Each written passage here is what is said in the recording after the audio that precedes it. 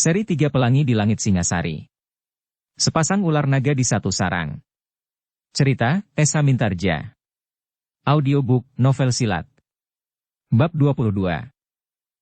Jika Tuanku Tohjaya ingin mendengar, biarlah ia mendengar kata hati setiap orang di dalam lingkungan prajuritnya. Agaknya kekalutan dan kecurigaan telah berakar pada setiap dada. Tanpa ragu-ragu, kedua senapati itu pun mengikuti panglima masing-masing untuk menghadap.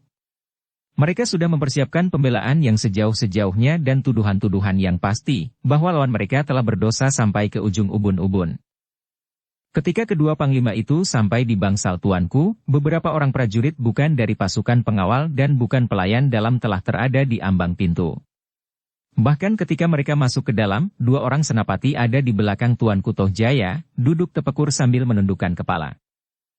Apakah artinya ini? Bertanya kedua panglima itu di dalam hati. Tetapi agaknya kedua senapati yang sedang diamuk oleh dendam itu sama sekali tidak menghiraukannya. Bahkan mereka dengan wajah yang tegang memasuki sidang. Kemarilah, panggil Tuanku Tohjaya ketika mereka sudah duduk menekur. Panglima dan senapati itu ragu-ragu. Namun mereka pun kemudian bergeser maju. Aku ingin mendengar peristiwa yang sebenarnya telah terjadi.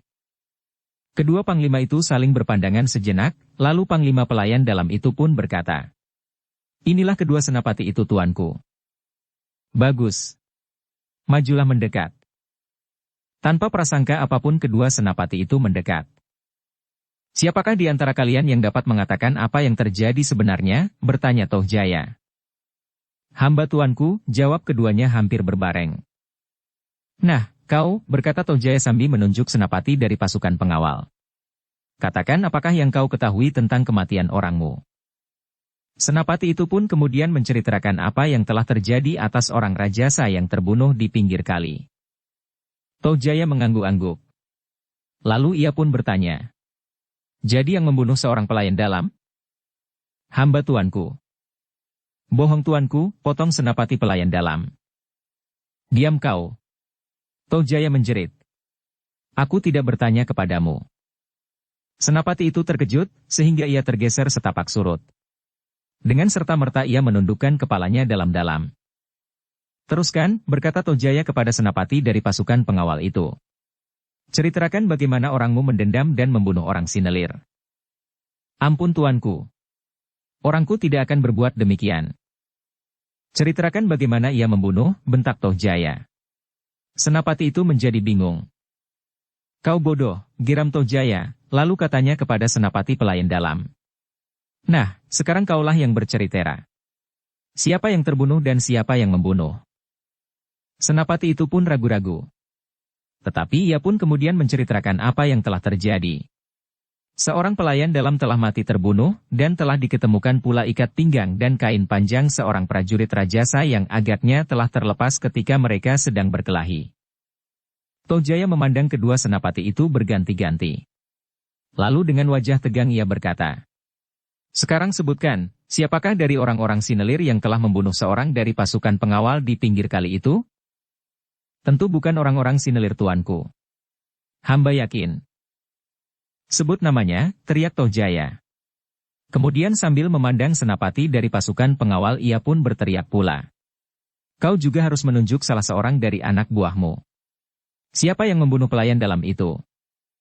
Senapati itu termangu-mangu. Namun kemudian dengan suara gemetar ia berkata, "Bukan dari anak buah hamba tuanku. Itu tentu sekedar fitnah." "Sebut namanya." "Sebut namanya," suara Tohjaya melengking semakin tinggi. Senapati itu menjadi semakin bingung. "Aku akan menghukum pembunuh-pembunuh itu dengan hukuman picis. Keduanya harus diikat di simpang 4 dekat alun-alun. Setiap orang harus melukai dengan pisau yang tidak tajam atau dengan welat pering wulung. Kemudian pada luka itu harus dibubuhi sejumput garam yang sudah dilumatkan dan setetes air asam atau jeruk pecel. Orang itu harus tetap hidup sampai 3 hari. Di hari keempat ia baru boleh mati di terik matahari. Jika ia mati sebelum hari ketiga, maka orang yang bertanggung jawab atas hukuman itu akan menggantikannya sampai hari ketiga itu." Mengerikan sekali, setiap orang yang mendengar menjadi ngeri. Tetapi masih ada juga orang yang tersenyum mendengar keputusan itu. Dua orang senapati yang duduk di belakang Tohjaya itu justru menjadi gembira karenanya. Karena kedua senapati itu masih berdiam diri, maka sekali lagi Tohjaya menggeram.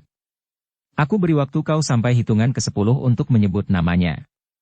Tohjaya terdiam sejenak, lalu mulailah ia menghitung perlahan-lahan. Semua orang yang ada di ruang itu menjadi tegang.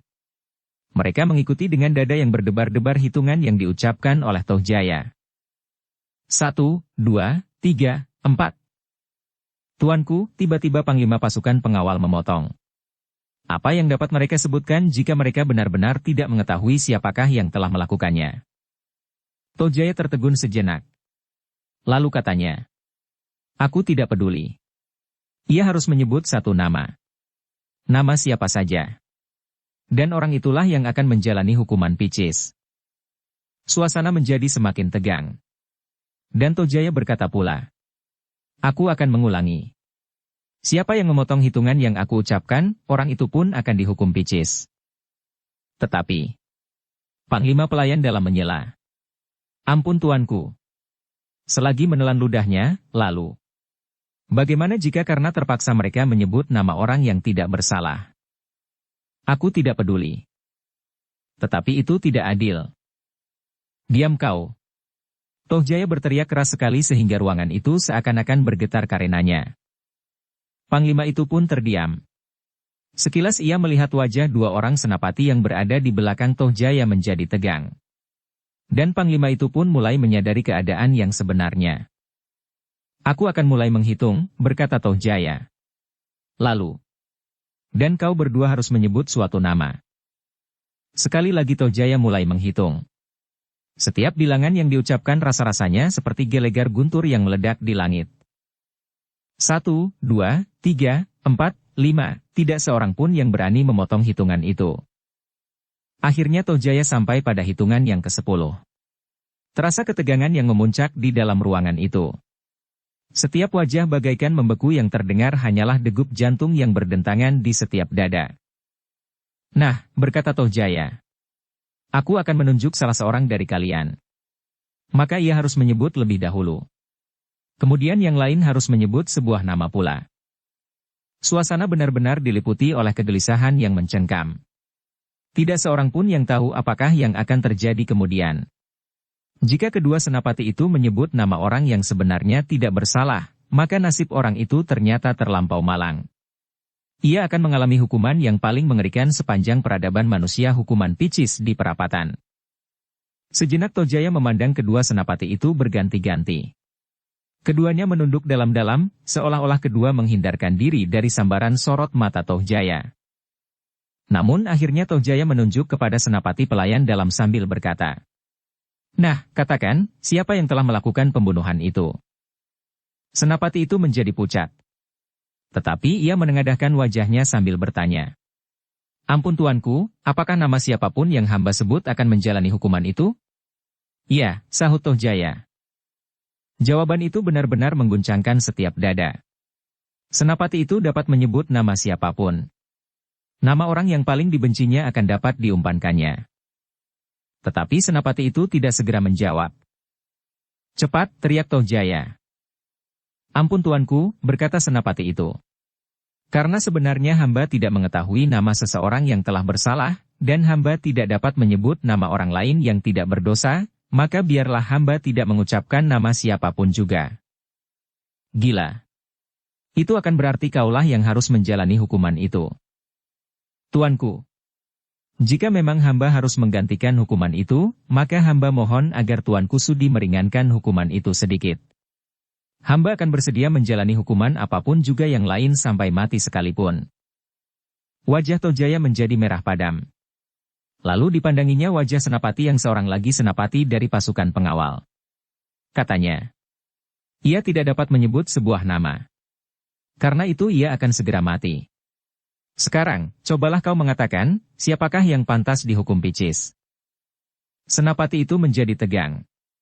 Seperti kekaguman telah menyentuh jantungnya. Meskipun ia membenci orang-orang sinelir sampai ke ujung rambut. Tetapi sikap jantan senapati dari pelayan dalam itu telah mempengaruhinya. Cepat, apakah kau juga harus menjalani hukuman mati? Senapati itu membungkuk dalam-dalam.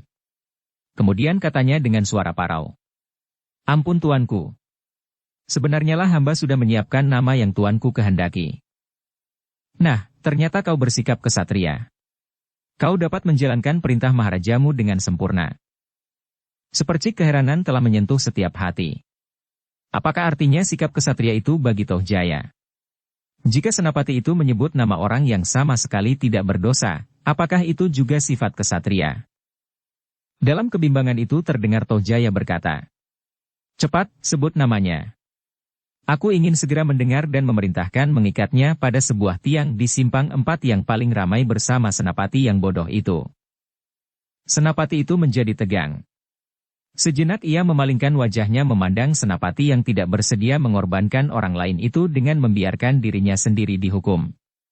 Senapati dari pasukan pengawal itu melihat betapa senapati pelayan dalam memandangnya dengan sorot mata kebencian dan lebih dari itu penuh penghinaan karena agaknya ia sudah bersedia menyebut nama seseorang yang barangkali tidak bersalah sama sekali. Hi, kenapa kau tidak segera berbicara, bentak Toh Jaya. Ampun tuanku. Adapun pembunuh yang paling keji di seluruh Singasari dan yang pantas mendapat hukuman picis itu tidak lain adalah Toh Jaya sendiri. Ia bukan saja membunuh seorang prajurit, tetapi ia telah membunuh maharaja yang sebenarnya berhak atas tahta, Tuanku Anusapati. Jawaban itu bagaikan halilintar yang meledak di ruangan itu. Sejenak setiap orang terpukau oleh cengkaman perasaan yang sangat asing. Namun sejenak kemudian terdengar Toh Jaya berteriak nyaring. Gila, ternyata kau lebih gila dari kawanmu yang dungu itu. Sebenarnya lah tuanku seorang pembunuh. Apalagi jika tuanku menghukum mati orang-orang yang tidak berdosa seperti kami hanya karena kami tidak mau mengorbankan orang lain untuk menjalani hukuman yang tidak berperi kemanusiaan itu. Senapati itu agaknya masih akan mengucapkan kata-kata. Tetapi suaranya terputus karena Toh Jaya yang tidak dapat mengendalikan perasaannya itu telah meloncat dari singgasananya, langsung menarik rambut orang itu dan hampir di luar pengamatan mata, kerisnya telah terhunjam di dada senapati yang malang itu. Sejenak orang-orang yang menyaksikan darah menyembur dari luka itu mematung. Namun sekejap kemudian senapati pelayan dalam itu meloncat berdiri. Kerisnya telah tertarik dari urangkanya. Baginya Toh Jaya memang seorang pembunuh yang sangat keji sehingga justru karena itu, ia telah kehilangan semua kewibawaannya di hadapan senapati itu. Tetapi senapati itu tidak sempat berbuat apa-apa. Sekejap kemudian 3 buah anak panah telah terhunjam di punggungnya. Toh Jaya yang tidak dapat mengendalikan perasaannya itu telah meloncat dari singgasananya, langsung menarik rambut orang itu dan hampir di luar pengamatan mata, kerisnya telah terhunjam di dada senapati yang malang itu. Para panglima yang hadir sempat melihat anak panah itu meluncur. Ternyata di balik warna kayu yang membatasi ruangan itu dengan ruangan yang lain, telah siap beberapa orang prajurit yang memiliki kemampuan bidik yang luar biasa. Dalam keadaan yang kalut itu mereka sempat meloncat dan sekaligus membidikkan anak panahnya dan tepat mengenai punggung senapati itu, yang sekaligus rebah di lantai. Tetapi senapati itu masih sempat berkata, bagiku kematian ini jauh lebih baik dari hukum picis itu. Dan sebenarnya lah bahwa Toh Jaya adalah pembunuh yang paling bengis. Ialah yang pantas mendapatkan hukuman picis itu. Senapati itu tidak sempat meneruskan kata-katanya. Ia pun mati di hadapan Toh Jaya yang menjadi sangat marah. Matanya menjadi merah seperti bara, sedang giginya gemeretak bagaikan berpatahan. Kedua panglima yang ada di ruangan itu pun hampir di bawah sadar mereka telah berdiri pula. Namun mereka masih dapat mencegah perasaan mereka yang melonjak. Ternyata di ruangan itu kemudian telah berdiri berderet-deret beberapa orang prajurit dan senapati. Bukan dari pasukan pengawal dan bukan pula pelayan dalam. Mereka adalah prajurit tempur yang ditarik oleh Toh Jaya untuk menjaga dan melindungi dirinya. Kedua panglima itu hanya dapat menggeram. Tetapi keduanya tidak dapat berbuat apa-apa. Sejenak kemudian Toh Jaya yang wajahnya bagaikan menyala itu pun berteriak. Ayo, siapa lagi yang akan mencemarkan nama Toh Jaya, maharaja yang paling berkuasa di Singasari? Tidak seorang pun yang berani menjawab. Bahkan kedua panglima yang berdiri itu pun telah terduduk kembali dengan lemahnya. Lemparkan kedua senapati itu ke sungai, jangan rawat mayatnya. Keduanya adalah contoh dari pengkhianatan yang paling hina. Senapati yang wajib menjadi contoh bagi para prajurit, ternyata keduanya adalah orang-orang yang paling licik, pengecut dan gila. Tidak seorang pun yang berbuat sesuatu. Yang ada di ruangan itu bagaikan patung baru yang mati. Cepat, ambil mayat itu, dan lemparkan ke sungai. Keduanya pantas menjadi makanan burung-burung gagak atau kadal pemakan bangkai. Keduanya tidak pantas mendapat perawatan sebagaimana manusia yang lain meninggal dunia dalam keadaan yang wajar. Perintah itu tidak perlu diulangi. Prajurit-prajurit yang sedang mendapat kepercayaan Tohjaya itu pun segera bertindak, dan dilemparkannya ke halaman. Sedang orang lain di halaman telah siap membawa mereka, dan benar-benar akan mereka lemparkan begitu saja di sungai. Sejenak kemudian maka Tohjaya yang masih berdiri sambil memegang keris yang berlumuran darah di tangannya itu pun berkata, "Peristiwa ini merupakan contoh yang baik bagi setiap prajurit yang mencoba mengingkari kekuasaanku, kekuasaan Maharaja Singasari Putra Sri Raja Sabatara Sang Amurwa Bumi. Kuasaku tidak bedanya dengan kuasa ayahanda. Bahkan jauh lebih besar lagi daripadanya." Orang-orang yang ada di ruang itu hanya dapat menundukkan kepala tanpa berbuat sesuatu. Namun setiap hati agaknya telah terluka pula oleh tindakan Tohjaya itu. Beberapa saat lamanya, ruangan itu masih saja dicengkam oleh suasana maut. Darah yang berceceran dan ujung senjata yang berwarna merah. Dan tiba-tiba saja Tohjaya berteriak, "Sekarang, kalian pergi semua dari ruang ini. Kalian dapat melihat kedua mayat yang akan menjadi makanan burung gagak itu. Aku melarang setiap orang yang berusaha untuk mengambil dan menyelenggarakan upacara kematian mereka. Siapa yang melanggar perintah ini pun akan aku bunuh seperti keduanya." Tidak seorang pun yang berkata barang sepatah kata. Semua kepala tertunduk. Tetapi di setiap hati bergetar gejolak perasaan yang melonjak-lonjak. Demikianlah mereka meninggalkan ruangan itu dengan penuh persoalan di dalam hati. Kedua panglima yang telah membawa kedua senapati itu pun menyesal. Kenapa bukan mereka sendiri yang berkorban seperti keteguhan hati kedua senapati yang gugur itu? "Aku tidak tahu bahwa demikianlah akhir dari persoalan ini," berkata panglima pasukan pengawal di dalam hatinya. Sedang panglima yang lain berkata di dalam hati pula, "Jika aku tahu maka aku tidak akan membawanya menghadap." Demikianlah, seperti yang diharapkan Tohjaya, berita tentang kematian kedua senapati itu telah sampai ke setiap telinga di Singasari. Berita yang benar-benar mengejutkan setiap hati. Bahkan Lembu Ampal sendiri tidak menduga bahwa hal serupa itu akan terjadi. Ia hanya mengharap kedua belah pihak mendapat hukuman dari Tohjaya sehingga dapat menumbuhkan kebencian mereka kepada Maharaja itu. Tetapi ternyata Tohjaya telah bertindak lebih jauh. Ia telah membunuh dua orang pemimpin dari kedua belah pihak dengan cara yang mengerikan sekali. Namun sebenarnya lah tindakan Tohjaya itu sangat menguntungkan rencana Lembu Ampal. Ia harus segera bertindak selagi para pemimpin pasukan pengawal pelayan dalam masih didera oleh perasaan mereka masing-masing. "Aku akan menjumpai kedua panglima itu," berkata Lembu Ampal kepada Witantra dan Mahendra. "Apa yang akan kau lakukan?" "Aku akan membujuk mereka. Setidak-tidaknya mereka jangan membantu dan melindungi Tohjaya lagi. Peristiwa yang telah terjadi benar-benar telah menyakitkan hati kedua golongan itu, sehingga kedua belah pihak akan dengan mudah aku seret ke dalam rencana kita." "Apakah kau yakin?" "Aku akan mencoba." Witantra termenung sejenak. Kemudian, "Baiklah kau mencoba. Tetapi hati-hatilah. Sebab yang terjadi mungkin sekali sebaliknya dari yang kita harapkan. Kedua panglima itu dapat menjadi penjilat yang paling berbahaya. Apabila keduanya berhati lemah, maka jiwa mereka tentu akan terguncang melihat peristiwa yang terjadi itu, sehingga keduanya akan menjadi pengecut yang paling memuakkan." "Aku yakin tidak. Aku mengenal serba sedikit tentang kedua panglima itu." Witantra mengangguk-angguk. Ia mengenal panglima pelayan dalam selagi panglima itu mendapat tugas ke Kediri sambil membawa tunggul kerajaan.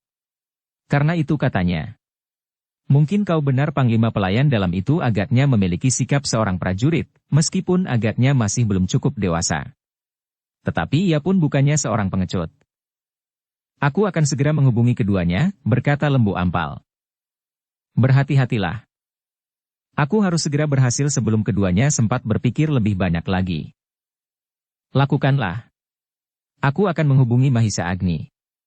Jika saatnya bertindak, ia harus sudah siap melindungi orang-orang yang ada di dalam halaman istana. Kedua panglima itu akan membantu. Mereka dapat menempatkan orang-orangnya seperti saat mereka menempatkan orang-orang mereka pada saat Tohjaya membunuh Tuanku Anusapati. Dengan demikian, maka Lembu Ampal pun telah sampai pada puncak rencananya. Berhasil atau gagal akan segera nampak pada tindakannya yang terakhir itu. Pada saat yang ditentukan, maka Witantra pun berhasil menghubungi Mahisa Agni dan mengatakan rencana terakhir yang sudah siap dilakukan oleh Lembu Ampal. Cerdas juga akal orang ini, berkata Mahisa Agni. Tetapi kita memang harus berhati-hati. Agaknya pertempuran memang tidak dapat dihindarkan lagi karena Tohjaya berhasil menarik sekelompok prajurit untuk melindunginya selain pasukan pengawal dan pelayan dalam yang sudah menjadi semakin jauh daripadanya. Agaknya Tohjaya pun sudah mulai berprasangka sehingga ia tidak lagi percaya kepada kedua golongan itu. Kita harus pandai mempergunakan keadaan ini Agni, berkata Witantra. Baiklah. Aku menunggu kelanjutan dari rencana ini. Lembu Ampal harus memberitahukan apakah ia berhasil atau tidak secepatnya, sehingga aku tahu. Apakah pasukan pengawal dan pelayan dalam yang ada di sekitarku ini dapat aku percaya atau sebaliknya. Baiklah Agni. Lembu Ampal tentu mengerti, jalur manakah yang harus ditempuhnya, sehingga orang-orang yang dapat dipercaya di istana ini akan menghubungimu dan kau akan segera dapat menyusun rencana penyelamatan Tuan Putri Kendedes, Ibunda Tuanku Ranggawuni dan Tuanku Mahisa Wongateleng. Mahisa Agni menangguk-angguk. Sudah terbayang di angan-angannya bahwa akan terjadi peperangan di Singasari. Namun demikian ia masih berkata, aku mengharap bahwa korban dapat dibatasi sekecil-kecilnya. Terutama rakyat yang selalu dibingungkan oleh peristiwa-peristiwa yang mengerikan sejak terbunuhnya Sri Rajasa. Witantra merenung sejenak. Memang tidak menyenangkan melihat mayat berhamburan di sepanjang jalan. Namun kadang-kadang perang memang sulit dihindari. Jika jalan itu tidak ditempuh maka keadaan akan menjadi semakin memburuk. Demikianlah Witantra meninggalkan Mahisa Agni dengan membawa pesan-pesan untuk Lembu Ampal dan untuk Witantra sendiri. Untuk menghadapi setiap kemungkinan yang dapat terjadi, maka Witantra telah menarik beberapa kelompok prajurit Singasari yang ada di Kediri bersama dengan para pengawal Ranggawuni yang memang sudah berada di Singasari lebih dahulu. Terapi Witantra pun tidak dapat meninggalkan kewaspadaan karena, di Kediri keluarga Maharaja yang lelah dikalahkan oleh Ken Arok yang bergelar Sri Rajasa masih mempunyai pengaruh yang cukup. Jika Singasari terlampau sibuk dengan persoalan sendiri, maka di Kediri akan bangkit kekuatan yang akan dapat memutuskan ikatan kesatuan yang telah berhasil dibuat oleh Sri Rajasa Batara Sang Amurwabumi. Lembu Ampal yang telah memikirkan rencananya masak-masak mulai bertindak lebih jauh lagi. Dengan hati-hati sekali ia berusaha untuk dapat menjumpai kedua panglima dari pasukan yang telah dibuat sakit hati oleh Tohjaya. Sebagai seorang prajurit yang telah berhasil meningkatkan dirinya justru pada saat ia harus menyingkir dari lingkungannya, maka Lembu Ampal memiliki beberapa kelebihan. Dengan cara yang khusus ia telah berhasil memasuki halaman rumah panglima pasukan pengawal. Seperti pada saat-saat ia memasuki halaman istana, maka ia pun dengan diam-diam memanjat dinding dan hilang di dalam lindungan pohon-pohon perdu di halaman rumah panglima, yang sudah dikenalnya dengan baik. Karena sebelumnya Lembu Ampal memang pernah berkunjung ke rumah itu. Jika ia berhasil menyusup di antara para penjaga di halaman istana, maka ia tidak banyak mengalami kesulitan untuk menerobos penjagaan para prajurit yang mengawal rumah panglimanya. Meskipun pada saat-saat terakhir rumah itu dikawal semakin rapat, namun Lembu Ampal masih juga berhasil memasukinya. Lembu Ampal memang sudah memperhitungkan bahwa pada saat itu panglima pasukan pengawal itu tidak sedang berada di rumahnya. Ia sedang berada di halaman istana untuk mengawasi keadaan. Ia tidak sampai hati membiarkan prajurit-prajurit berada di dalam ketegangan tanpa kehadirannya. Meskipun ia tidak dapat bertindak sesuatu pada saat itu, tetapi kehadirannya akan dapat membuat prajurit-prajurit menjadi agak tenang. Demikian juga panglima pelayan dalam. Ia pun berada pula di halaman istana di antara anak buahnya. Tanpa menghiraukan tatapan mata dari pasukan-pasukan yang lain, panglima pelayan dalam itu mengunjungi setiap bangsal untuk menemui para pelayan dalam yang sedang bertugas di dalam kelompok-kelompok yang sudah bersiaga menghadapi setiap kemungkinan. Tetapi, panglima-panglima itu tidak berada di halaman istana sepanjang malam. Jika mereka menganggap keadaan menjadi tenang, mereka pun biasanya kembali ke rumah masing-masing, meskipun setiap saat mereka selalu bersiap untuk pergi ke halaman istana. Dengan demikian maka halaman istana itu agaknya telah menjadi pusat pergolakan dari setiap golongan yang sedang diamuk oleh ketegangan. Dengan sabar ia menunggu sambil bersembunyi di balik dedaunan. Jika para pengawal rumah itu menemukannya, maka semua rencananya akan gagal. Para pengawal itu tentu tidak akan dapat diajaknya berbicara dengan baik. Karena itu, maka ia harus dapat langsung bertemu dengan Panglima. Lembu Ampal tidak akan mempergunakan cara yang wajar, karena ia adalah seorang prajurit yang telah melarikan diri. Prajurit-prajurit yang menjumpainya, mungkin juga para pengawal rumah Panglima ini pun tentu akan mencurigainya dan langsung menangkapnya. Lewat tengah malam, terdengar iring-iringan kuda memasuki halaman rumah itu. Lembu Ampal menduga bahwa mereka adalah Panglima bersama para pengawalnya. Ternyata dugaannya benar. Ia melihat dari persembunyiannya, Panglima turun dari kudanya dan menyerahkan kepada pengawalnya, sementara ia pun kemudian melangkah ke tangga rumahnya. Pada saat itulah Lembu Ampal menampakkan dirinya. Tanpa mengejutkan para pengawal ia melangkah ke halaman seolah-olah ia memang sewajarnya berjalan di halaman itu. Baru kemudian para pengawal terkejut ketika Lembu Ampal sudah berdiri beberapa langkah dari Panglima. Bahkan setelah Lembu Ampal menyapanya, Panglima itu pun terkejut pula. Tanpa disadarinya ia telah bersiap menghadapi segala kemungkinan, sedang para pengawalnya pun telah bergeser mendekati Lembu Ampal. Tetapi Lembu Ampal tersenyum. Ia sama sekali tidak menunjukkan sikap permusuhan. Bahkan ternyata Lembu Ampal sama sekali tidak membawa senjata apapun juga. Panglima, berkata Lembu Ampal, aku memang akan menghadap. Aku mempunyai beberapa persoalan yang apabila Panglima tidak berkeberatan, akan aku sampaikan. Suasana menjadi tegang. Panglima pasukan pengawal itu memandang Lembu Ampal seperti memandang hantu. Tetapi karena sikap Lembu Ampal yang sama sekali tidak menunjukkan ketegangan, maka Panglima itu pun menjadi agak lunak pula sikapnya. Bukankah kau Lembu Ampal? Bertanya Panglima itu. Ya. Aku Lembu Ampal. Mungkin Panglima terkejut bahwa tiba-tiba saja aku berada di sini setelah sekian lamanya aku hilang dari Singasari. Dan sekarang apakah yang kau kehendaki? Lembu Ampal mengerutkan keningnya. Lalu sambil tertawa ia berkata, sikap Panglima menjadi jauh berbeda dengan sikapmu yang dahulu. Apakah aku sudah menjadi lain sama sekali? Panglima pasukan pengawal itu menarik nafas dalam-dalam. Katanya kemudian, kedatanganmu tidak pada saat yang baik, dan setelah kau hilang untuk beberapa saat lamanya, maka tiba-tiba saja kau berada di halaman rumahku. Panglima, berkata Lembu Ampal. Itulah yang akan aku ceritakan. Apakah Panglima tidak berkeberatan? Cepat katakan. Oh, Lembu Ampal menyahut. Tentu tidak, dapat aku katakan sekarang. Aku ingin mendapat kesempatan bertemu dengan Panglima seorang diri. Panglima itu menjadi ragu-ragu sejenak. Seorang pengawalnya yang bertubuh tinggi kekar dan berkumis sekepal mendekatinya. Tetapi sebelum orang itu berkata sesuatu, Lembu Ampal sudah mendahuluinya. Panglima, adalah wajar sekali jika aku sekarang dicurigai. Tetapi jika aku berada di dalam suatu ruangan bersama Panglima, apakah yang dapat aku lakukan?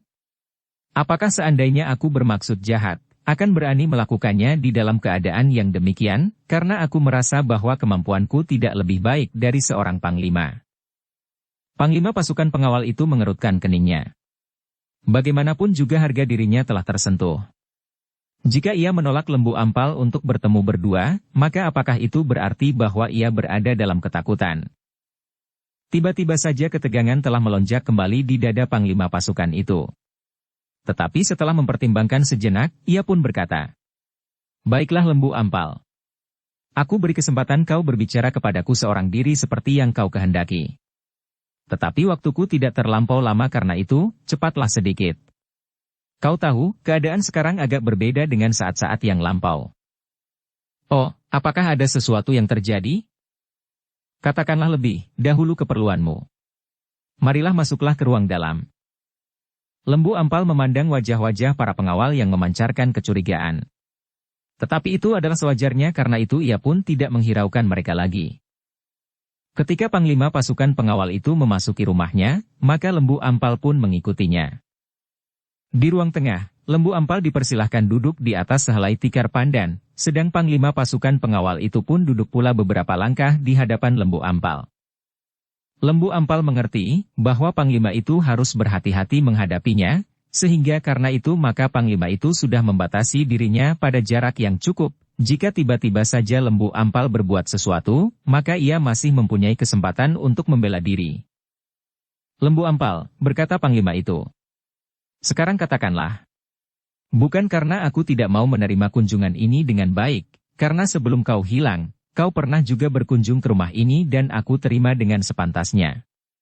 Tetapi karena keadaan kini agak berbeda, maka caraku menerimamu agak berbeda. Baiklah, berkata Lembu Ampal. Sebaiknya aku memang mengatakan keperluanku. Sebutlah.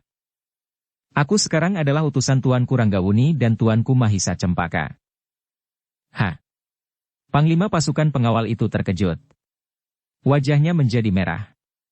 Tetapi segera ia berusaha menguasai perasaannya. Lalu, apa maksudnya mengutus kau datang kemari? Apakah Tuanku Ranggawuni dan Tuanku Mahisa Cempaka mempunyai tuntutan atas diriku? Tidak. Bukan suatu tuntutan. Tetapi Tuanku Ranggawuni dan Tuanku Mahisa Cempaka sekedar memberitahukan bahwa keduanya telah siap untuk masuk ke dalam istana Singasari. Menurut penilaian Tuanku Ranggawuni dan Tuanku Mahisa Cempaka, yang paling berkepentingan atas istana seisinya adalah pasukan-pasukan pengawal dan pelayan dalam. Karena itu, Tuanku Ranggawuni dan Mahisa Cempaka memerintahkan aku untuk menemui panglima-panglimanya dan minta izin untuk memasuki istana sebagai pewaris yang sah atas tahta yang telah direbut dengan kekerasan oleh Tuanku Tohjaya setelah membunuh Tuanku Anusapati di arena sabung ayam. Kenapa Tuanku Ranggawuni memberitahukan hal ini kepadaku? Bertanya panglima itu. Apakah ini berarti suatu tantangan? Sama sekali bukan. Tuanku Ranggawuni dan Tuanku Mahisa Cempaka ingin mengetahui, siapakah sebenarnya menurut pendapat panglima yang sewajarnya harus duduk di atas tahta. Jika menurut panglima memang seharusnya Tuanku Tohjaya yang berhak atas tahta, maka mungkin Tuanku Ranggawuni dan Mahisa Cempaka akan mengambil sikap yang lain. Panglima pasukan pengawal itu termenung sejenak. Ia merasa bahwa kedudukan Singasari memang menjadi bertambah sulit dengan kehadiran Lembu Ampal yang menyebut dirinya utusan Ranggawuni dan Mahisa Cempaka. Dalam pada itu Lembu Ampal pun berkata, "Nah, sebaiknya kau memberikan tanggapan yang sewajarnya, sesuai dengan hati nuranimu. Kini Tuanku Ranggawuni dan Mahisa Cempaka sedang menyingkir dari ancaman Tuanku Tohjaya. Bukankah keduanya telah dilarikan orang? Karena selama ini kau juga hilang, maka orang yang paling pantas untuk dituduh melarikan keduanya adalah kau.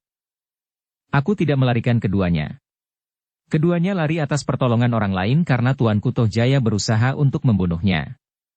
Aku kemudian menyusul dan menjadi pengikutnya karena aku yakin bahwa Tuanku Ranggawuni lah orang yang paling berhak atas tahta Singasari saat ini." Panglima itu terdiam. Kekecewaannya atas Tohjaya dengan sikapnya yang kasar terhadap seorang senapatinya dan bahkan kemudian membunuhnya, membuat hatinya menjadi ragu-ragu menghadapi keadaan yang tiba-tiba telah diperagakan di hadapannya. Panglima itu mulai membuat pertimbangan dan penilaian. Sejak Anusapati meninggal, dan pimpinan pemerintahan dipegang oleh Tohjaya selama kira-kira setahun, tidak ada suatu pun yang dapat dibanggakan. Bahkan harapan-harapan yang semula dijanjikan oleh Tohjaya, sama sekali tidak membayang. Memang agak berbeda dengan masa pemerintahan Tuanku Anusapati, katanya di dalam hati. Meskipun masa pemerintahan Tuanku Anusapati juga hanya singkat, tetapi sudah ada di antaranya yang dapat dirasakan manfaatnya oleh rakyat Singasari. Namun tiba-tiba sesuatu bergejolak di dalam dirinya. Dan seakan-akan ia melihat dirinya sendiri menjulurkan jari telunjuknya ke depan hidungnya. "Kau sudah memihak Tuanku Tohjaya pada saat Tuanku Anusapati terbunuh. Kau tentu tahu bahwa Tuanku Ranggawuni adalah putra terkasih dari Tuanku Anusapati. Apakah itu dapat kau terima?" Tiba-tiba Lembu Ampal terkejut ketika panglima itu menggeram. "Kau sedang menjebak aku, Lembu Ampal. Kau tahu bahwa benar atau tidak, setiap orang dapat menuduh aku terlibat dalam pembunuhan Tuanku Anusapati saat itu." "Bukan sekedar tuduhan," sahut Lembu Ampal. "Aku tahu pasti bahwa kau terlibat, Panglima. Dan sekarang kau sedang menggiring aku ke tiang gantungan dengan menyerahkan aku kepada Ranggawuni dan Mahisa Cempaka? Kau salah. Aku pun terlibat pula pada saat Tuanku Tohjaya membunuh Tuanku Anusapati. Tetapi aku tidak digantung oleh Tuanku Ranggawuni. Panglima itu merenung sejenak. Lalu, itu karena kau sekarang sedang diperlukan. Jika saatnya kau tidak dipakainya lagi, maka kau akan dibunuhnya. Sekarang Tuanku Ranggawuni masih memerlukan kau untuk menghubungi aku dan barangkali orang-orang lain. Tetapi itu hanya bersifat sementara. Kau salah Panglima. Sebenarnya Tuanku Ranggawuni tidak memerlukan aku. Tidak pula memerlukan kau. Jika Tuanku Ranggawuni tidak memperhitungkan kemungkinan untuk memperkecil korban yang dapat jatuh di dalam pengambilan haknya itu, maka aku memang tidak diperlukan sama sekali. Kau pun tidak. Saat ini Tuanku Ranggawuni telah memiliki kekuatan yang tidak ada taranya. Barangkali kau pernah mendengar dari Panglima Pelayan Dalam atau dari orang lain, bahwa kekuatan Singasari yang ada di Kediri seluruhnya dapat digerakkan. Bahkan kelompok-kelompok pasukan keamanan yang diperkenankan disusun oleh orang-orang Kediri sendiri. Meskipun jumlah mereka tidak banyak, tetapi jumlah itu harus diperhitungkan di samping kekuatan Singasari sendiri. Lembu Ampal berhenti sejenak, lalu. Dan barangkali kau juga mengetahui bahwa di halaman istana itu ada Mahisa Agni. Kau sendiri dapat menduga di mana ia berdiri. Mahisa Wongateleng. Adik-adik Anusapati yang lain. Bahkan beberapa orang pengawal khusus yang dibawa oleh Mahisa Agni itu sendiri. Selain mereka, kau harus mengenal nama-nama seperti Witantra yang juga disebut Panji Pati-Pati. Ia adalah seorang panglima pada masa kekuasaan aku Tunggul Ametung. Ia sudah terlalu tua, potong panglima itu. Setua Mahisa Agni tetapi ia memiliki kemampuan setinggi Mahisa Agni pula di samping adik seperguruannya yang bernama Mahendra. Kau sengaja menakut-nakuti aku. Tidak. Aku minta kau membuat pertimbangan-pertimbangan Panglima. Rakyat Singasari akan segera terpengaruh oleh kehadiran Ranggawuni dengan pasukannya. Rakyat Singasari tentu akan segera teringat kepada Kesatria Putih. Jadi Tuanku Ranggawuni kah yang selama ini telah membuat Singasari menjadi gaduh dengan kuda putih dan pakaian putih itu? Kedua-duanya. Tuanku Ranggawuni dan Tuanku Mahisa Cempaka. Panglima itu menggeram. Ia melihat di dalam angan-angannya sebuah kekuatan yang besar dan tersusun rapi di bawah pimpinan anak-anak muda yang perkasa. Nah, pertimbangkan Panglima. Jika Panglima bersedia memperkecil jumlah korban yang dapat jatuh, maka aku yakin bahwa Tuanku Ranggawuni dan Mahisa Cempaka tidak akan berbuat apa-apa terhadap Panglima, bahkan mereka akan mengucapkan terima kasih kepadamu. Panglima pasukan pengawal itu termenung sejenak. Terbayang pertentangan yang semakin gawat di Singasari. Kecurigaan di antara para prajurit yang semula merupakan pendukung-pendukung terbaik dari Tohjaya. Kemudian tiba-tiba saja Lembu Ampal datang sebagai utusan Ranggawuni dan Mahisa Cempaka, yang seakan-akan mendesaknya ke dalam suatu sudut tanpa pilihan. Kenapa Tuanku Ranggawuni menganggap bahwa aku dapat memperkecil korban yang jatuh? Jika kau tidak memperluas pertentangan, maka tentu tidak akan banyak korban yang tidak berarti di dalam pertentangan ini. Maksudmu, aku harus menyingkir? Lembu Ampal termangu-mangu sejenak. Namun kemudian katanya, hampir serupa itu. Tetapi bukan berarti bahwa kau harus pergi. Kau dapat berdiri di tempat yang khusus. Kau membiarkan saja Tuanku Ranggawuni masuk ke istana atau kau justru mengawalnya. Bukankah suasana istana itu sekarang telah dipenuhi oleh ketidaktentuan? Dari mana kau tahu? Setiap orang mengatakan. Setiap orang di Singasari mendengar bahwa Tuanku Tohjaya telah menyinggung harga diri kaum Rajasa dan Sinelir dengan membunuh dua orang pemimpin yang berpengaruh dan bahkan melemparkan mayatnya begitu saja ke sungai. Tidak seorang pun yang berani mengambil mayat itu. Terapi akhirnya mayat itu hilang dari sungai. Kenapa hilang? Ada orang yang tidak sampai hati membiarkan mayat itu dikerumuni oleh burung-burung gagak dan binatang-binatang buas yang lain. Siapa? Tidak ada orang lain yang berani melakukannya selain Kesatria Putih. Kesatria Putih, ulang Panglima itu. Maksudmu Tuanku Ranggawuni? Lembu Ampal mengangguk sambil berdesis. Ya. Dan mayat kedua orang senapati yang rela mengorbankan dirinya daripada mengorbankan orang lain itu pantas mendapat penghormatan. Panglima itu menundukkan kepalanya. Ia merasa bahwa seharusnya ialah yang melakukannya apapun akibatnya. Namun ternyata bahwa justru Ranggawuni telah mendahuluinya. Dalam keraguan-raguan itu Lembu Ampal mendesaknya. Katakan keputusanmu. Aku juga akan menghadap Panglima Pelayan Dalam. Karena sebenarnya lah bahwa istana itu berada di dalam tangan pasukan pengawal dan pelayan dalam. Tetapi prajurit-prajurit yang lain sekarang ada di istana pula. Justru merekalah yang memegang peran terpenting di dalam keadaan yang kalut ini. Tuanku Tojaya kini lebih banyak berbicara dengan mereka daripada dengan kami. Tentu semakin lama kekuasaan mereka akan semakin berkembang. Dan akhirnya akan tamatlah kesatuan pasukan pengawal dan pelayan dalam. Akan lenyap pula lah golongan Rajasa dan Sinelir di dalam lingkungan keprajuritan Singasari. Panglima itu merenung sejenak. Lalu katanya, kau jangan mengambil keuntungan dari pertentangan di dalam lingkungan keprajuritan di Singasari. Aku tahu, Tuanku Ranggawuni tentu dengan sengaja memilih waktu seperti ini. Selagi kecurigaan dan dendam sedang membakar hati para prajurit. Bukankah itu wajar? Tetapi jika Tuanku Ranggawuni dan Mahisa Cempaka tidak berbuat sesuatu sekarang ini, maka Singasari akan menjadi semakin buruk. Apabila kelak Tuanku Ranggawuni dan Mahisa Cempaka terpaksa mengambil alih kekuasaan dengan kekerasan, maka korban tidak akan dapat dihitung lagi. Panglima itu mengangguk-anggukan kepalanya. Katanya, memang akhirnya aku menyadari bahwa ketidakpastian, dan tanpa pendirian dan sikap yang teguh seperti aku, sepantasnya hanya akan menjadi alat dan dimanfaatkan oleh orang-orang lain. Jangan merasa demikian. Kau pun belum terlambat untuk bersikap sekarang ini. Seandainya kau memutuskan untuk mendukung kekuasaan Tuanku Tojaya, maka kau pun akan mendapat kesempatan. Sebaliknya jika kau mengambil sikap lain, maka kau masih mempunyai kemungkinan pula. Panglima pasukan pengawal itu menarik nafas dalam-dalam. Katanya dalam nada yang datar. Aku memang tidak mempunyai pilihan Lembu Ampal.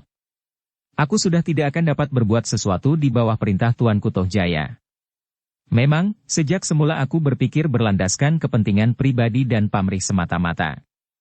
Sekarang aku pun masih belum dapat melepaskan perhitungan pribadi itu. Agaknya akan lebih menguntungkan bagiku untuk berpihak kepada Tuanku Ranggawuni meskipun seandainya Tuanku Ranggawuni kelak mengambil keputusan untuk menggantung aku di alun-alun. Karena menurut perhitunganku, Tuanku Tojaya pun pada suatu saat akan berbuat demikian atasku. Dan menurut perhitunganku pula, jika datang hukuman mati, yang akan dilakukan oleh Tuanku Ranggawuni tentu lebih baik daripada Tuanku Tojaya. Pertimbanganmu terlampau jauh Panglima. Aku harus memperhitungkan segala kemungkinan. Jadi apa keputusanmu? Jika kau bersedia maka marilah kita bersama-sama pergi menghadap Panglima Pelayan Dalam. Panglima pasukan pengawal itu termangu-mangu sejenak. Kemudian katanya, apakah aku tidak mendapat kesempatan untuk berpikir? Pertanyaan ini memang wajar sekali. Tetapi Lembu Ampal tidak ingin memberikan kesempatan itu, jika Panglima itu sempat merenungi keadaannya, maka ada kemungkinan bahwa ia akan mengambil sikap lain. Karena itu, maka Lembu Ampal pun kemudian berkata, Panglima, kita jangan terombang-ambing oleh keadaan ini terlampau lama. Mungkin besok atau lusa akan jatuh korban lagi seperti kedua senapati itu. Bahkan mungkin pada suatu saat Panglima sendiri akan ditikam di hadapan para pemimpin di Paseban. Panglima itu mengerutkan keningnya. Dan tiba-tiba saja ia menggeram penuh dendam. Meskipun demikian, berkata Lembu Ampal selanjutnya. Terserah kepada Panglima, apakah Panglima masih dapat berpangku tangan dalam keadaan seperti sekarang ini? Panglima itu merenung sejenak. Kemudian, baiklah. Marilah kita pergi ke rumah Panglima Pelayan Dalam. Aku kira ia pun belum lama datang dari istana. Tentu pasukan pengawal dan pelayan dalam masih tetap saling mencurigai. Siapa tahu bahwa sebenarnya pihak lainlah yang dengan sengaja memancing kekeruhan ini. Aku sudah menduga, sahut Panglima pasukan pengawal. Dan akibatnya sekarang terasa bahwa kekuasaan di dalam halaman istana sudah bergeser dari pasukan pengawal dan pelayan dalam kepada prajurit-prajurit itu. Panglima itu mengangguk-angguk. Katanya kemudian, marilah. Aku harus sudah kembali sebelum pagi. Mungkin Tuanku Tojaya memerlukan aku dan memanggil setiap saat. Demikianlah maka Panglima pasukan pengawal itu pun segera pergi bersama Lembu Ampal. Namun ia tidak dapat melepaskan kecurigaannya, sehingga ia masih juga membawa beberapa orang pengawal pilihan. Seandainya Lembu Ampal tidak berbuat apa-apa, maka di perjalanan dapat saja timbul persoalan dengan prajurit-prajurit dan senapati dari kesatuan yang lain, yang memang sedang dalam keadaan yang tegang dan saling mencurigai. Ternyata bahwa sikap Lembu Ampal di sepanjang jalan, seakan-akan memberikan keyakinan kepada panglima pasukan pengawal itu, bahwa Lembu Ampal tidak berbohong. Itulah sebabnya maka ia pun menjadi semakin mantap untuk melakukan tindakan yang dapat memberikan harapan bagi dirinya dan bagi Singasari. Kedatangan panglima pengawal di rumah panglima pelayan dalam disambut dengan penuh kecurigaan. Para pengawal di rumah itu pun segera bersiap. Para penjaga regol segera berloncatan dengan senjata di tangan. "Aku ingin bertemu dengan panglimamu," berkata panglima pasukan pengawal. Seorang senapati yang berada di regol dan yang malam itu bertanggung jawab penjagaan di rumah panglimanya, melangkah maju sambil bertanya. "Apakah ada keperluan penting sekali sehingga panglima datang di malam hari?" "Penting sekali. Katakan kepada panglimamu, aku datang bersama Lembu Ampal." Lembu Ampal, para prajurit itu berdesis dan serentak mereka mencari di antara wajah-wajah para pengawal panglima pasukan pengawal itu. Lembu Ampal justru maju sambil tersenyum. Katanya, "Ya, aku mengikuti panglima pasukan pengawal datang untuk menghadap panglimamu." Senapati yang bertugas di regol itu termangu-mangu sejenak. Namun kemudian ia berkata, "Aku akan menyampaikannya kepada panglima, apakah ia dapat menerima?" Ia terdiam, lalu katanya, "Tetapi bukankah Lembu Ampal itu sudah beberapa lama lenyap dari Singasari?" "Aku tetap berada di Singasari. Tetapi tidak di dalam kota." "Ya, begitulah maksudku.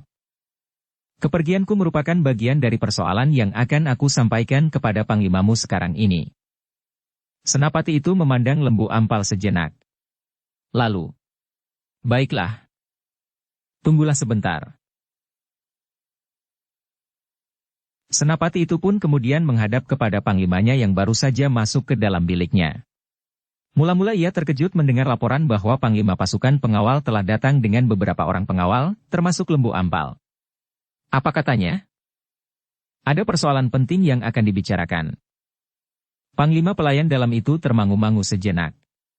Ia mempunyai banyak pertimbangan. Tetapi juga prasangka. Mungkin ia ingin menentukan sikap bersama setelah terjadi peristiwa yang mengerikan itu, berkata panglima itu di dalam hatinya. Karena itu, maka ia pun kemudian berkata, "Persilahkan mereka masuk. Yang aku terima di ruang dalam hanyalah panglima pasukan dan Lembu Ampal."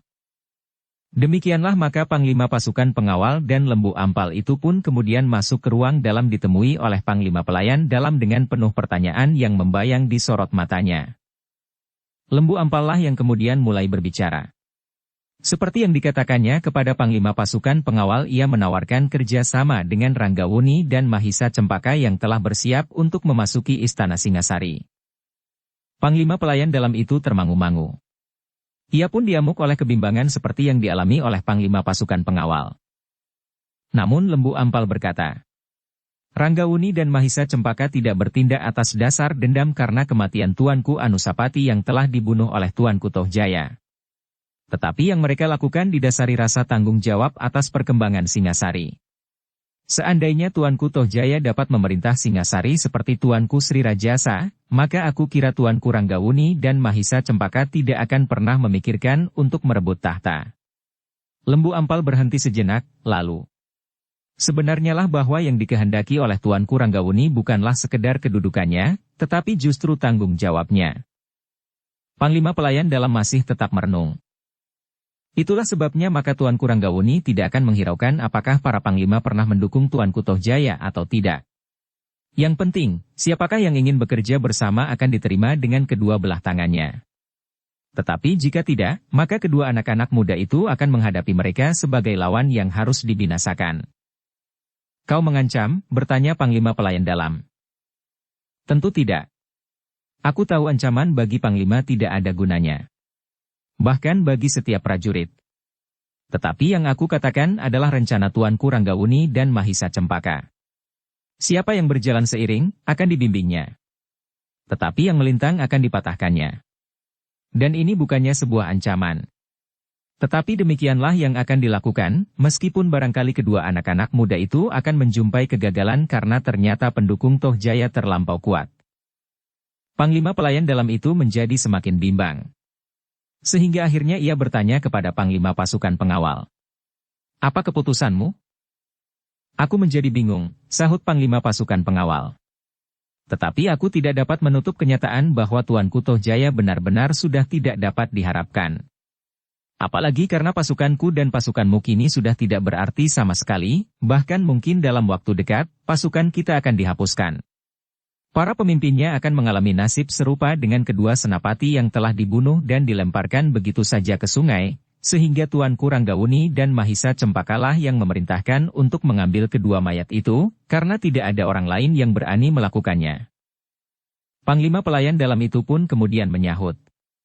"Aku juga sudah kehilangan harapan. Bagiku Tuanku Tohjaya sudah tidak berarti lagi di dalam perjuangan buat masa depan Singasari." Lembu Ampal memandang kedua panglima itu berganti-ganti. Ia tidak perlu berbicara lagi. Yang dilakukannya kemudian adalah menunggu saja perkembangan pendapat kedua panglima itu. Sejenak kemudian Panglima pelayan dalam pun berkata, "Tunggulah. Akan berbicara dengan beberapa orang senapati yang terpercaya yang kebetulan bertugas di sini sekarang. Mungkin mereka akan dapat memberikan pendapat." "Aku memutuskannya sendiri," berkata Panglima pasukan pengawal. "Tetapi biarlah aku meyakinkan pikiranku." "Tetapi dengan kemungkinan yang sangat buruk bagiku," berkata Lembu Ampal. "Kenapa?" "Jika para senapati menolak, maka aku tidak akan dapat keluar lagi dari tempat ini." Panglima pelayan dalam itu merenung sejenak, lalu, "Kau memang pantas ditangkap karena kau menghilang justru setelah Tuanku Ranggawuni dan Mahisa Cempaka lenyap. Kau meninggalkan tugasmu sebagai seorang prajurit tanpa izin. Tetapi kali ini biarlah aku yang menanggung keselamatanmu selama kau menjadi tamuku.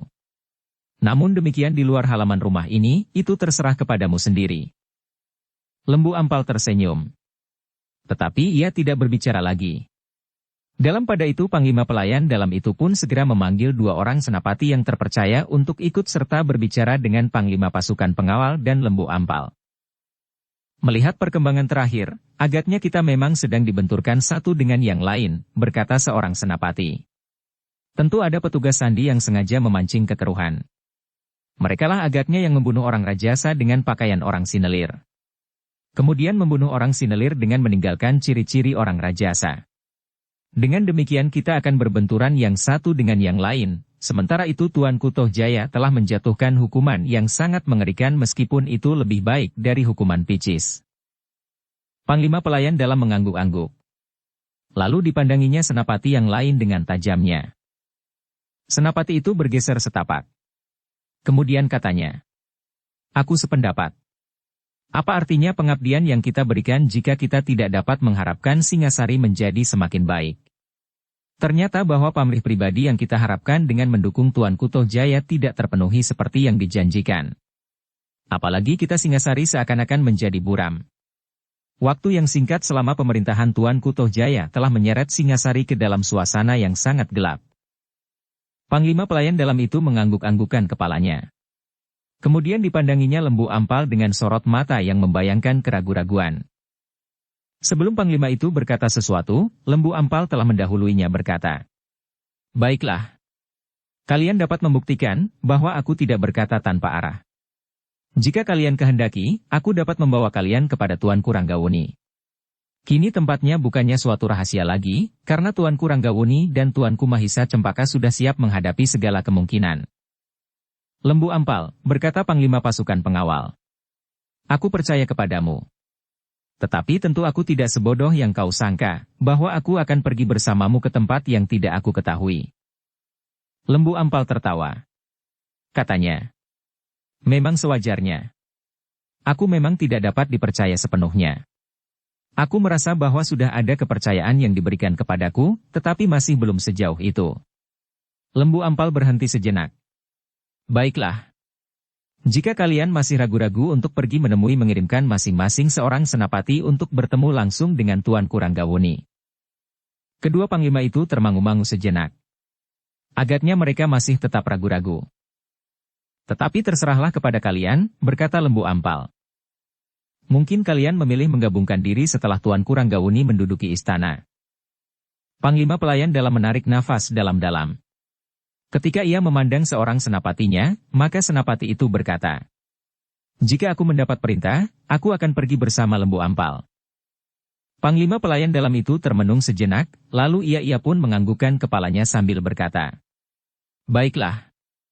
Jika Panglima pasukan pengawal sependapat, kau akan pergi bersama Lembu Ampal." Ternyata Panglima pasukan pengawal itu pun tidak berkeberatan. Ia pun kemudian menunjuk seorang senapati yang mengawalnya untuk pergi bersama Lembu Ampal menghadap Tuanku Ranggauni dan Mahisa Cempaka. Nah, jika demikian, kita akan segera pergi. Jika kita lambat, maka akan ada prajurit dari golongan lain yang melihat kita. Dan kita tidak akan pernah dapat kembali. Demikianlah ketika kemudian Panglima pasukan pengawal kembali ke rumahnya, maka Lembu Ampal dan 2 orang senapati telah pergi untuk menemui Ranggauni dan Mahisa Cempaka. Dengan hati-hati mereka mencari jalan untuk keluar dari kota, tanpa diketahui oleh para penjaga. Di setiap jalan, lorong bahkan jalan-jalan setapak, telah mendapat pengawasan yang sangat ketat dari para prajurit Singasari. Namun dengan pengalaman Lembu Ampal keluar masuk ke dalam kota, maka mereka pun dapat sampai keluar kota dengan selamat. "Kita akan berjalan semalam suntuk," bertanya senapati dari golongan Rajasa. "Tidak. Tidak terlampau jauh," jawab Lembu Ampal. "Kau berkata sebenarnya," bertanya senapati dari golongan Sinelir. "Aku tidak berbohong." Ketiganya pun kemudian berjalan semakin cepat. Mereka memilih jalan melintas, menyusur pematang dan jalan-jalan sempit. Akhirnya mereka berhenti di sebuah padukuhan kecil di tengah-tengah bulak yang luas. Sambil memandang padukuhan itu Lembu Ampal berkata, "Disitulah Tuanku Ranggauni dan Tuanku Mahisa Cempaka bersembunyi." "Selama ini," bertanya kedua senapati itu hampir berbareng. "Iya," jawab Lembu Ampal. "Aku tidak percaya," berkata senapati dari golongan Rajasa. Lembu Ampal tertawa. Katanya, "Kadang-kadang keduanya ada di padukuhan itu." Kedua senapati itu menjadi ragu-ragu. Tetapi mereka tidak berniat untuk mengurungkan maksudnya. Demikianlah maka mereka bertiga pun memasuki padukuhan kecil yang terpencil itu. Di regol padukuhan kedua senapati itu terkejut. Mereka melihat sepasukan prajurit Singasari yang lengkap berada di sepanjang jalan. Sebagian dari mereka berada di gardu dan yang lain bertebaran di dalam kegelapan. "Inilah prajurit-prajurit Singasari yang berpihak kepada Tuanku Ranggauni," bertanya senapati dari golongan Sinelir. Tetapi Lembu Ampal tidak sempat menjawab, ketika seorang dari prajurit itu mendekatnya sambil bertanya, "Siapakah yang datang bersamamu Lembu Ampal?" "2 orang senapati dari Singasari. Seorang senapati dari pasukan pengawal dan yang lain pelayan dalam." Orang yang bertanya itu memandang kedua senapati itu sejenak. Kemudian dengan isyarat ia mempersilahkan Lembu Ampal berjalan terus. "Kau kira pasukanmu ini cukup untuk menguasai istana saja?" bertanya senapati dari golongan Rajasa. "Apalagi untuk menguasai seluruh kota." Prajurit Singasari yang berada di halaman kini segelar sepapan, sedang yang ada di sekitar istana hampir tidak terhitung lagi. Lembu Ampal tertawa, katanya, "Yang kau lihat adalah sebagian kecil. Jumlah prajurit Tuanku Ranggauni dan Mahisa Cempaka benar-benar tidak terhitung. Seluruh rakyat Singasari akan berada di pihaknya." Kedua senapati itu termangu-mangu sejenak. Namun mereka tidak dapat menolak pendapat Lembu Ampal itu. Ketidakpuasan rakyat Singasari terhadap Tohjaya akan dengan mudah menumbuhkan keinginan untuk menghirup udara baru, meskipun mereka belum tahu pasti bahwa yang baru itu akan lebih baik dari yang telah ditolaknya. Yang penting bagi mereka adalah suatu perubahan. Apalagi jika yang baru itu benar-benar dapat memberikan harapan kepada mereka. Memberikan bayangan masa depan yang lebih baik. Karena itu maka kedua senapati itu tidak bertanya lagi. Mereka berjalan saja dengan tegang di antara prajurit yang berserakan. Namun semakin dalam mereka memasuki padukuhan kecil itu, mereka melihat bahwa prajurit yang ada di padukuhan itu pun cukup banyak. "Kita akan menghadap Tuanku Ranggauni dan Mahisa Cempaka," berkata Lembu Ampal. Kedua senapati itu mengangguk. Salah seorang dari mereka menjawab, "Baiklah. Mudah-mudahan aku mendapatkan kepercayaan atas keduanya sehingga aku akan dapat memberikan pertimbangan kepada Panglima untuk mengambil keputusan seperti yang kau harapkan. Lembu Ampal tersenyum. Katanya, maksud Tuanku Ranggawuni dan Tuanku, Mahisa Cempaka, hal itu semata-mata untuk mengurangi jumlah korban di kedua belah pihak. Kau masih tetap sombong. Sudah aku katakan. Bukan kesombongan, tetapi sekedar rencana yang telah dibuat oleh Tuanku Ranggawuni dan Mahisa Cempaka. Kesombonganmu adalah karena kau terlalu yakin bahwa rencana itu akan berhasil. Siapa yang mengatakan bahwa rencana itu pasti akan berhasil? Aku sudah mengatakan, mungkin rencana itu akan gagal karena kekuatan pendukung Tuanku Tohjaya ternyata melampaui dugaanku, sahut Lembu Ampal, lalu. Nah, kau berdualah yang akan dapat memberikan pertimbangan, apakah kami akan berhasil atau tidak. Kami sudah melihat sebagian dari prajurit-prajurit Singasari yang berpihak kepada Tuanku Ranggawuni kemudian kalian akan bertemu langsung dengan Tuanku Ranggawuni dan Tuanku Mahisa Cempaka sendiri. Bersambung ke bab 23. Dukung kami dengan subscribe, follow, like, komen dan share. Terima kasih.